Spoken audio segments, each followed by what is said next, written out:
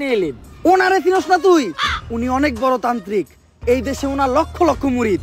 উনি নতুন একটা বই লিখছে, বইয়ের নাম শয়তান ধরার গর্জন। যেই বই পইরা নতুন কইরা লাখ লাখ মানুষ তান্ত্রিক হইতাছে। কিন্তু লালু ভাই, আশেপাশে তো কোনো তান্ত্রিক বা মুরিদ দেখতেছি না। আরে ওগুলা তো সব ফেসবুক আর টিকটকে।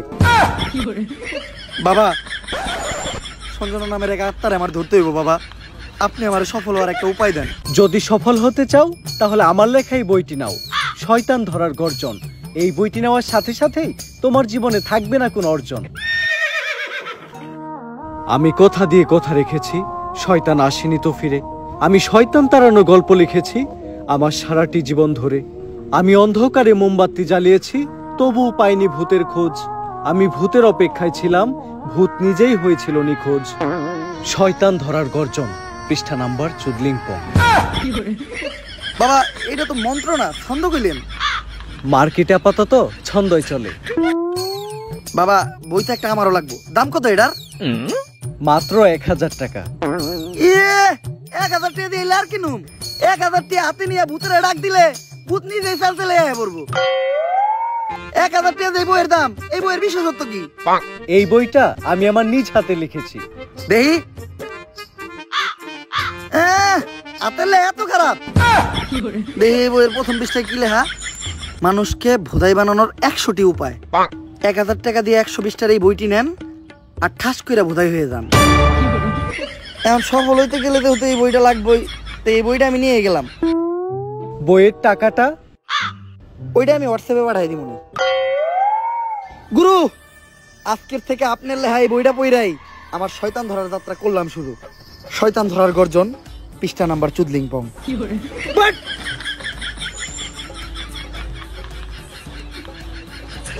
আত্মা ডাকার জন্য প্রথমে ময়দা দিয়া গোল করে একটা দাগ দিতে হইব, তারপর এক জন্ডে দাগের বাইরে বাই করতে হইব, কারণ শুধুমাত্র সেই আত্মাটা দেখতে পাইব। তুই দাগের বাইরে দিয়ে দাঁড়া, আত্মাটা খালি তুই দেখতে পাবি, দেখা মাত্রই আমার সিগন্যাল দিবি। ঠিক আছে ভাই। কনে আহত ওদিক দেখ কানা।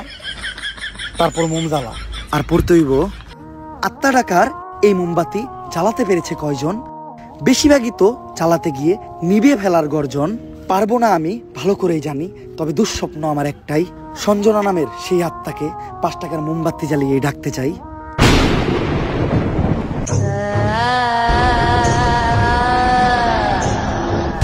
ওই দেখ তো, কোন আত্মা টাত্মা আইছে নাকি? না ভাই, 2 লাগাই তো কোনো আত্মা দেখতেছি না। দূর আমার লেওরা, এই পৃষ্ঠায় কাম হইব না, সামনের পৃষ্ঠায় দেখতে হইব।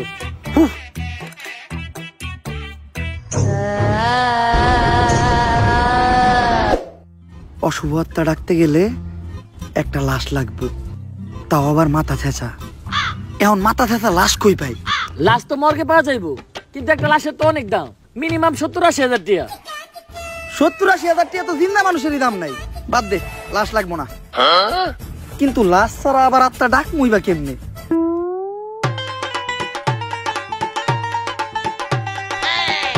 একটা হিট নিয়ে আয়।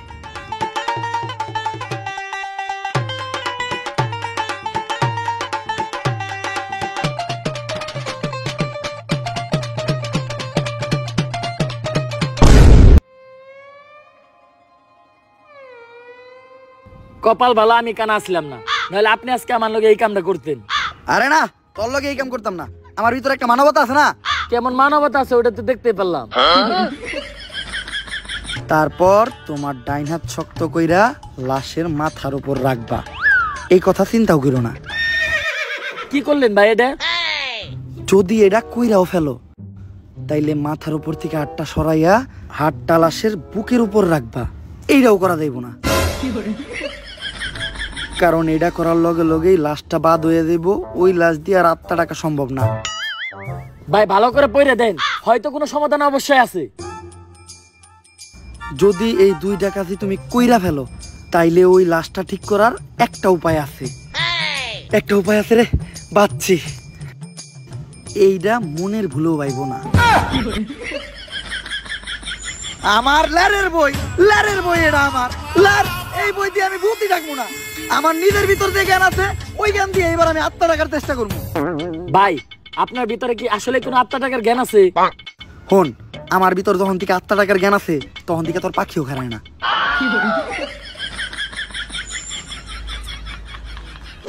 এগুলা কি করতেছেন বাবা? আজকেও 5টা সাংবাদিক খুন হয়েছে, দেশে তো কেউ সাংবাদিকতাই করতে চাইতেছে না। তুই চিন্তা করিস না, আজকের ভিতরে আমি সঞ্জনারে বন্দি করবো। এর লেগে লাগবো আমার একটা বেলকাটা, 1/2 লিটার কাঁচা দুধ, একটা লেবু, একটা মোমবাতি আর তো কনস্টেবলের একটা চুল। তোরে যে চুল ডানতে কইছিলাম, চুল ডানছস? হ বাবা, এই যে এই চুল এত ছোট আর এত মোটা কে? এরকম চুল তো আগে দেখি নাই। কোনকার চুল এটা? কনকার চুল বাবা, ওইটা তো জানি না, পাইছি ওই কনস্টেবলের আন্ডারপ্যান্ট থেকে।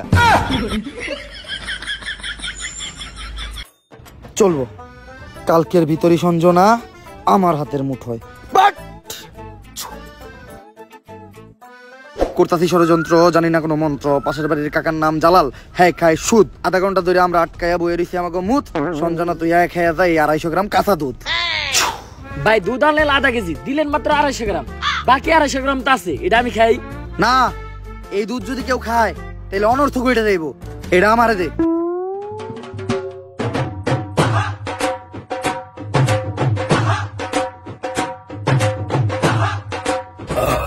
ভাই। আপনি না কইলেন এই দুধ কেউ খাইলে অনর্থ করে যাইব গা, তাহলে আপনি খেলেন কে? আরে আমি তো খাই নাই, পান করছি।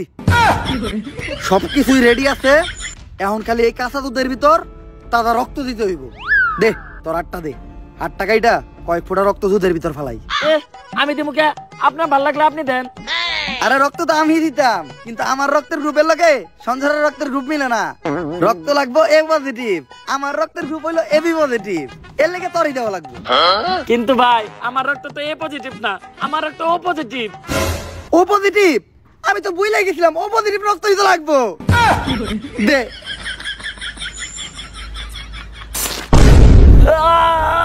ভাই আপনারা কেন এরকম আজের বুদ্ধি আপনি কই থেকে পাইছেন?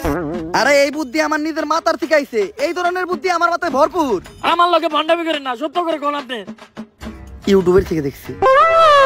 সব কাজই সম্পূর্ণ। এখন আমি সঞ্জনার এডাইকা লেবুর ভিতর ওর আত্মাটারে বন্দি করবো। যন্তর মন্তর সব কাপজাপ বন্ধ কর, ঝামেলা সব বাদ দিয়ে এই লেবুর ভিতর আইহা বান কর। যদি এটা না করস সঞ্জনা তোর নানিরে খালি কর।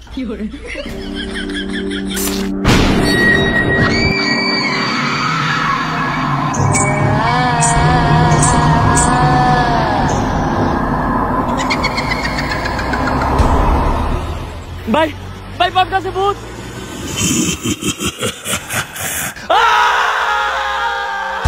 ভয় পাইস না, ততক্ষণ পর্যন্ত আমরা এই সার্কেলের ভিতর আছি আর এই মোম জ্বলতেছে, ততক্ষণ পর্যন্ত সঞ্জনা আমাকে কিছু করতে পারবো না। কিন্তু ভাই মোমবাতি তো ফুরাই যাইতেছে, এখন কি হইব?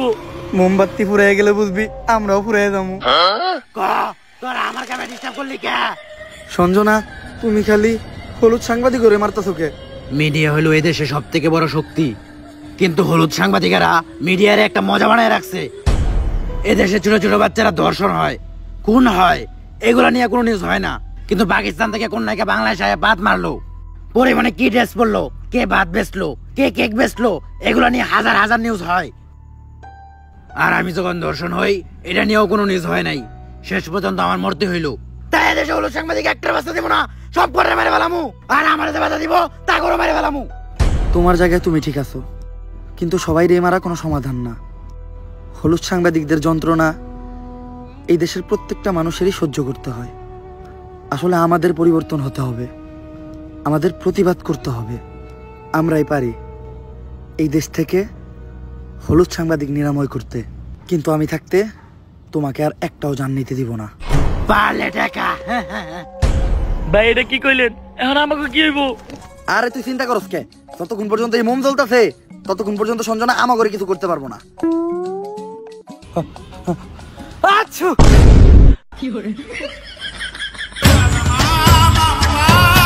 ভাই এটা কি করলেন? মামলা নিবিয়ে লাইলেন।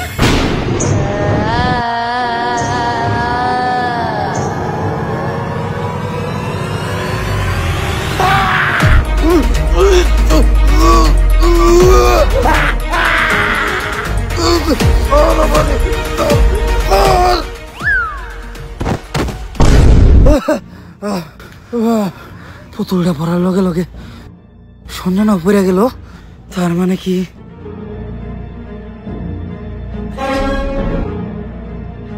দুম ধুম তাক তাক ধুম ধুম ধুম ধুম তাক তাক ধুম ধুম ধুম জাফরুইটা নিয়ে আয়। না না না না এটা করিস না। লেবুর ভিতরে ঢুকবি নাকি কইরা দিমু চুদলিং পং? আমি এনে ঢুকতেছি, কিন্তু মনে রাখিস আমি ফিরবো, আমি আবার ফিরবো।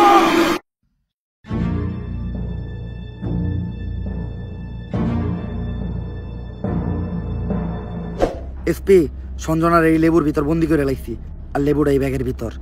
কিন্তু খুব সাবধান, একটা জিনিস লক্ষ্য রাখবা, এই লেবুটা যাতে কেউ না কাটে। একবার যদি এই লেবুটা কেউ কাটে তাহলে সঞ্জনা আবার মুক্ত হয়ে যাইব। ঠিক আছে বাবা, আর আমার উপহারের 10 লাখ টাকা ওইটা অলরেডি আপনার হোয়াটসঅ্যাপে পাঠিয়ে দিছি। হোয়াটসঅ্যাপে?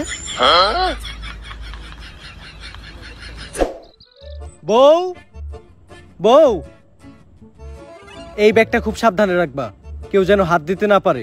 আর যাও, আমার জন্য এক গ্লাস পানি নিয়ে এসো। আরে কতক্ষণ ধরে বসে আছি, পানি আনতে এত সময় লাগে? আরে আমি তো তোমার জন্য লেবুর শরবত বানিয়ে আনলাম। আমার লক্ষ্মী বউ, শরবতটা তো অনেক মজা হয়েছে। লেবুর শরবত যে বানাইলা, ঘরে তো লেবু আসিল না, লেবু পাইলা কই? কেন, লেবু একটা তো তোমার ওই ব্যাগেই আছিল।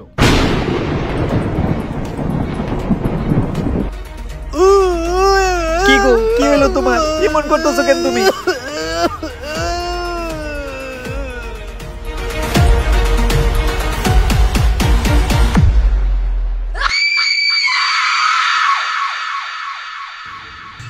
ভাই, সঞ্জনার কাহিনী তো শেষ করলেন, এখন আপনি কি করবেন? ভাবতাছি বই লেখমু একটা, পাবলিক রে ভোদাই বানানোর গর্জন। ব্যবসা খারাপ না, পাবলিক ভোদাই হতে চাইলে আমি বানাবো। পাবলিককে ভোদাই বানানোর এই উপায় পুরো দুনিয়াকে জানাবো। পাবলিক ঠিকই আমাকে বিশ্বাস করবে, ভাববে আমি থেকে যাব। কিন্তু না, তাদের পুং মারা শেষ হয়ে গেলে ঠিকই আমি পালাবো। পাবলিককে ভোদাই বানানোর গর্জন, পৃষ্ঠা নাম্বার 14 পং।